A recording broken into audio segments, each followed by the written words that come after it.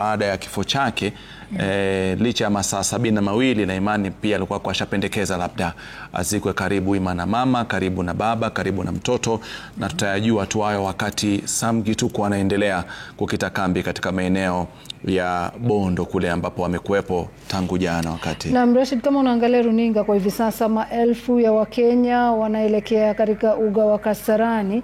Ikumbuke kwamba mwanzo walikuwa wanatembea, lakini kwa hivi sasa kwa ajili ya muda inawabidi wao pia wakimbie katika uga huo wa Kasarani. Tukiwa katika barabara ya Mombasa kuelekea Kasarani, katika uga wa Kasarani kwa hivi sasa maelfu tayari wameshafika, na kama unavyoona usalama pia umeweza kuimarishwa, sio chini tu, sio ardhini bali angani pia usalama umeweza kuimarishwa kuweza kusafirisha mwili wa mwenda zake Raila Amolo Odinga. Na kwa hivi sasa waombolezaji wanatarajia kwamba wataweza kuona mwili wake, wahakikishe kwamba kweli hili limeweza kutokea. Manake tangu jana kama tuliweza kuzungumza na baadhi ya Wakenya, wengi wanasema mimi siamini kama jambo kama hili limeweza kutokea. Wengi wanaona kwamba